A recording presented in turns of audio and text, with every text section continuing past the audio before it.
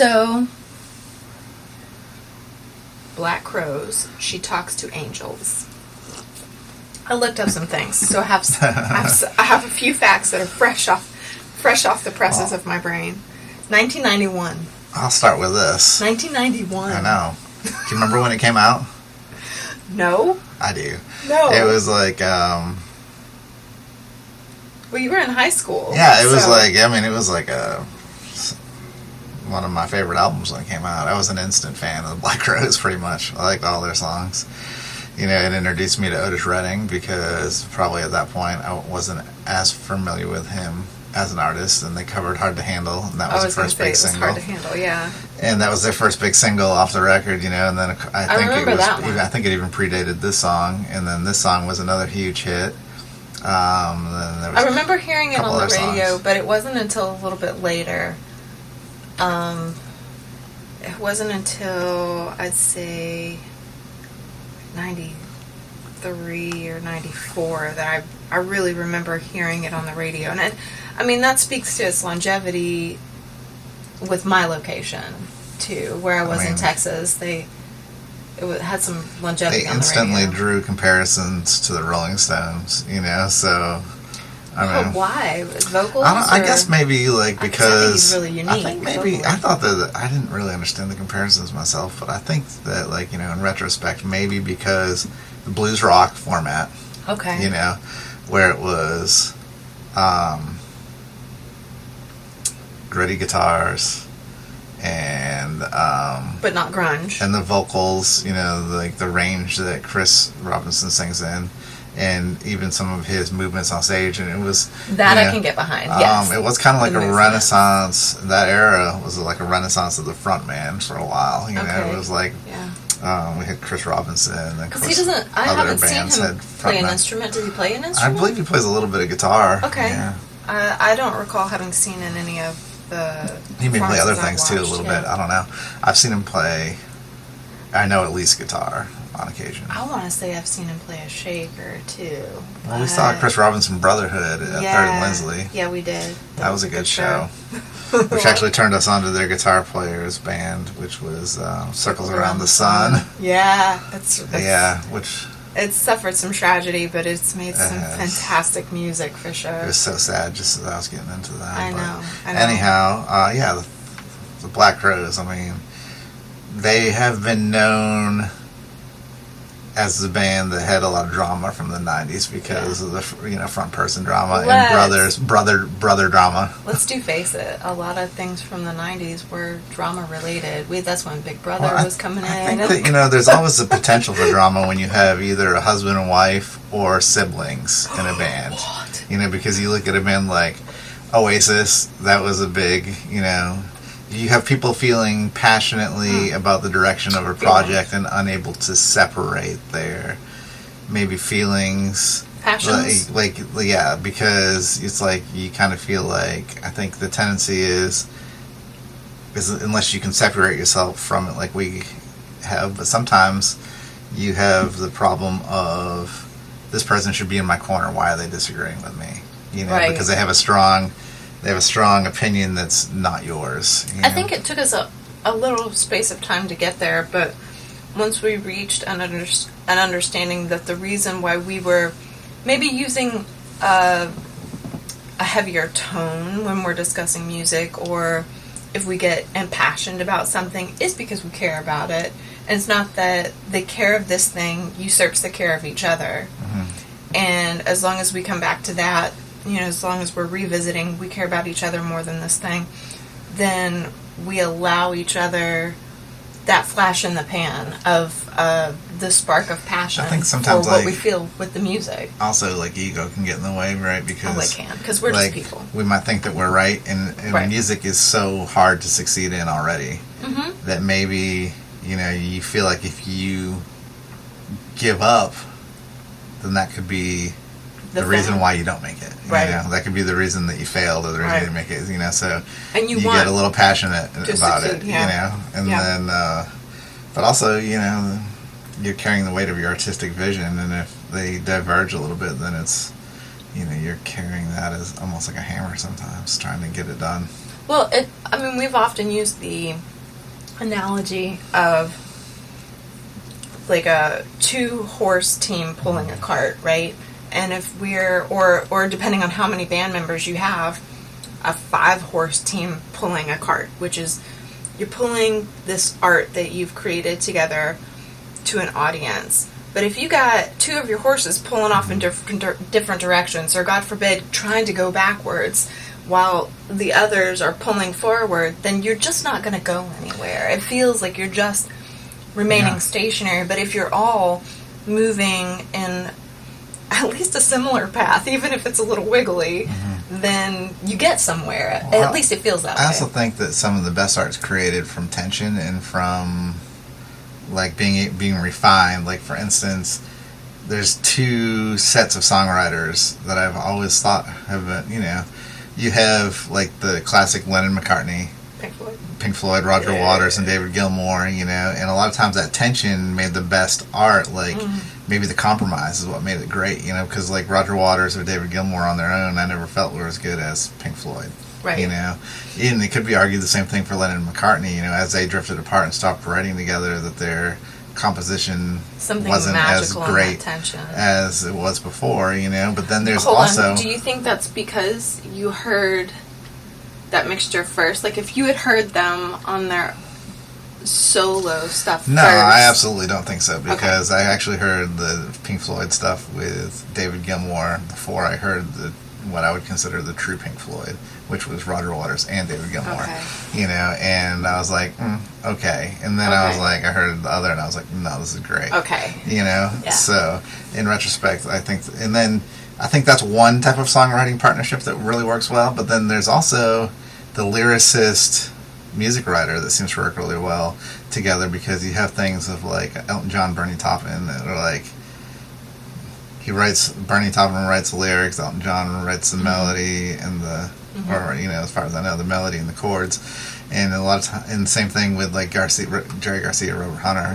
It's like, and I think that it's got a different feeling when they're working together. It just does. The outcome of the song has sometimes a they different don't even work together, but like, it's like you may have a vision writing lyrics, but then the composer of the music comes in and sees a completely different vision, and you're like, oh wow, okay, like maybe it was like a, in the case of like a Jerry Garcia and Robert Hunter type of thing, you have a musician that's probably more advanced in Jerry Garcia, and he's re-envisioning these songs that Robert Hunter had written, and I think that I think we tend to work in both facets a lot. Like, sometimes we have you write the lyrics and then I re-envision the music, or like envision it for the first time sometimes. So sometimes I'm re-envisioning it, but then there's also times where we refine each other back and forth. And some of that passion does come out.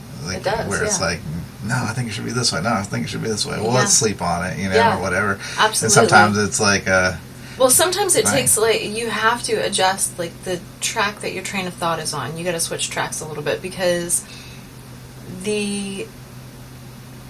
for me, I primarily work in lyrics. I'll say that that's probably my wheelhouse. That's where I'm the most comfortable. I feel like I can just lyrics. And you primarily work in the structure. Like, you do a lot. You have so many hats you wear, but the structure, the formatting, and the main chords that make up the song, and I feel like arranging. I feel like words have a certain amount of gravity to them, but when they're paired up with music, it's like presenting a feeling instead of an imagination. It is empathy instead of an imagined.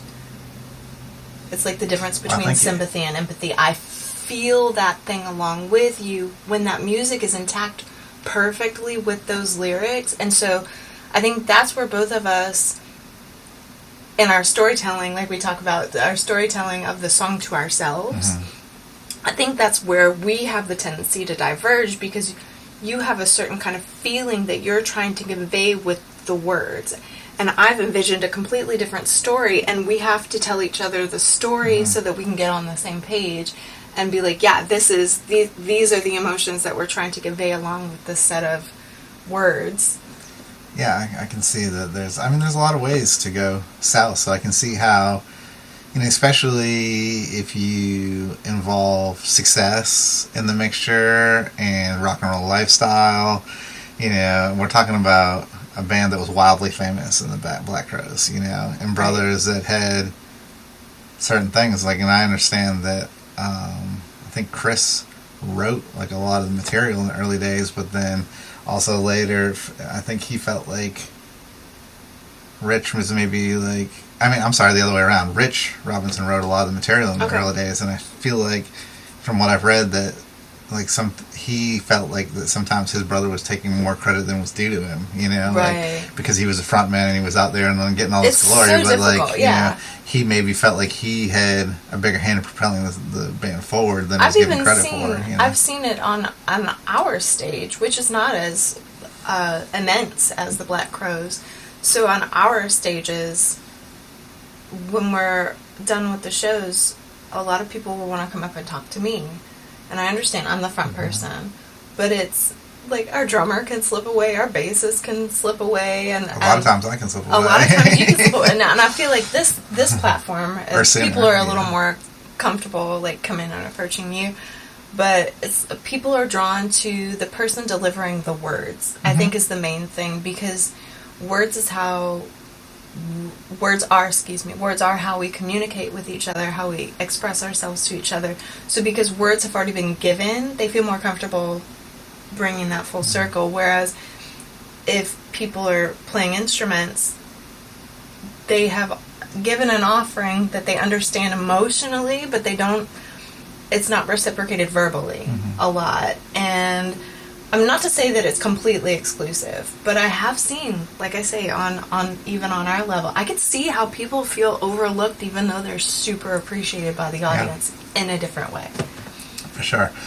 Yeah, I think that it's really incredible to me that bands last more than 2 or 3 albums. It's a lot of work. It's a lot of work, and it's a lot of compromise. There's a lot of there's a lot of compromise, and even more tumultuous is things like Fleetwood Mac, where you had a couple come into a band, and then they're recording albums where about their breakup. So you have, it's here, let's put our heartbreak on display. You have Lindsey Buckingham writes the song "Go Your Own Way," basically telling Stevie she can just take a hike, and then you have Stevie's answer to that on the same album, which is Dreams, with the line that says, they listen to the sound of your loneliness, basically, and then, you can just, you can kind of just,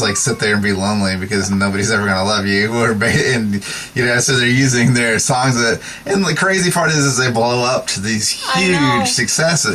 They made a lot of money off their heartbreaks, for sure. And they were able to tour even, off and on for years after that, and even to this day, it still kind of remains. They have, the thing is that, like we were talking about, they had a lot of passion there, and the fact that they can still have a lot of respect for each other, even in the middle of all that. I don't know if they do anymore. Now they've split up again now.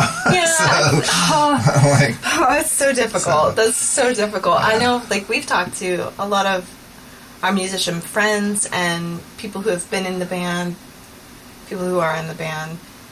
It is like a marriage, because you see each other at your best and your worst, and you, especially when you're touring. Oh, and like I said, you throw in, especially into these bands in the 70s and 80s and 90s, probably a lot of drugs. You throw in the drug scene and the rock and roll lifestyle and the traveling all the time, and the stress of traveling, living out of a van, and going from stage to stage. Yeah. So hopefully Fleetwood Mac was eating better than peanut butter sandwiches. I hope so, unless they really loved peanut butter, and then you can have it. But yeah.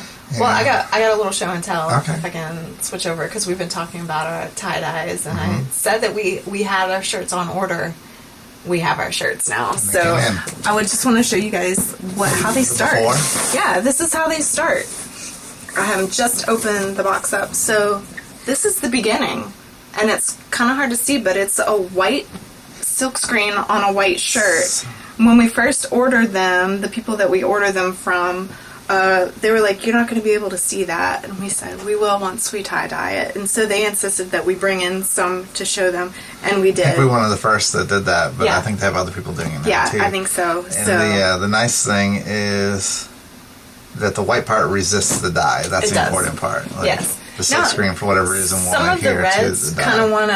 of want to stick to it, but Sometimes, after a every couple once in a washes, while, they but come not off. always. Yeah. Yeah, it's weird. Yeah, I think it's the red that they put in the black It's mixture. like a little bit is of the a most. pink. Yeah. It gives it a little bit of a pink tone, but then after a couple washes, it goes It away. comes right out, yeah. And we did learn that the heat transfers do not work with the dye. They gave us one to try out because they were Yeah. curious if it worked. Yeah, they were like, or if we not. work the same way, so Yeah. it doesn't. So, but you can do a heat transfer after you dye the shirt. We just prefer to have it this way, so we've got our shirts in hand, and we know, like, if we have a super great dye, that nothing's gonna go afoul with it. We know that it's here with us. We got it One ready to thing go. I like about the silkscreen personally is it has a more vintage feel, which I'm all about the vintage Yeah. feel. Yeah. So it feels like, to me, just looking at it, it feels warmer than the heat transfer. Than the heat transfer, yeah. Even because, and it's funny, I mean, they didn't probably predate one over the other, but the silkscreen probably process goes back to, I would say, the 60s or 70s. And I know that the heat transfer is something that was really popular in the 80s and then went away, because I remember... Well, no, we did iron-on I stuff. remember I had like a lot of, which is basically heat transfer, transfer, right? yeah. So yeah, but I remember that they would come off in the dryer, they'd start to peel. Like you'd have They this still really do. cool looking shirt because it was the first Yeah. time. Remember, it was like the first time you could actually have graphics on Yeah. your T-shirt that actually looked legit. And I remember when I was a kid, I had like a bright yellow shirt with a Trans Am on it, and I thought it was so cool Nice. because I love Smokey and the Bandit, and I was just like, yeah, Trans Am, so cool. So. Yeah, that is pretty Little- cool. little- I can imagine Getting a little sideways on the little chat, baby but- with his Trans Am shirt. So everybody that's our age probably had a iron-on or a heat transfer T-shirt Yeah. when they were a kid, and I want to know what your favorite T-shirt was from when you were a kid. Since, I'm gonna have to think since on you're this gonna now. make me feel that kind of way, I want to know what the listeners had though in the Yeah. comments. I want to know what transfer shirt that they had that they just thought Or was silk the screen. bee's Like, what was your knees. favorite Yeah, shirt? that you just wore the crap out of it when you were a kid because you thought you were something else when you had it on. I'm gonna have to really think about this a lot. Probably got some like Door Explorer thing going on. That's our daughter's I know, like but you're young. era. Come on now, no. Probably more like Rainbow Bright. Rainbow or Bright? Care Bears. Okay, maybe. I can see you rocking some Rainbow Bright Yeah, or I some actually- My Little Pony. I really loved like the original. Polly the Pocket. original. No, that's that's after me. I really love Strawberry Shortcake. That was you know I what? can see that. The original She-Ra was. Oh, I actually. Now they're all coming out. I very much preferred, but I didn't have a T-shirt. I actually preferred He-Man over She-Ra. Yeah, but where's your T-shirt? I don't know. I'm Yeah. trying to remember. I think I had a Rainbow Bright. I think most of what I had wasn't. I don't think I had a lot of graphic shirts growing up. I think I had more like. Well, you know, Sweaters I and think just in general, plain like T-shirts. in our era, probably, you know, especially for young kids, like at the time that we were infatuated with T-shirts, like a T-shirt was a boys' item a lot of times. I did have more in New high school, Kids I on think. the Block sleep shirt. As we got to like high Yeah. school, I think a lot of the girls were wearing T-shirts by then. But like I think when we were really young, it was like in your I had parents were dressing you, blouses. T-shirts were As a a thing. as a little tiny human, I had blouses. My mom made sure that I was styling for You were sure. pimping. Yeah.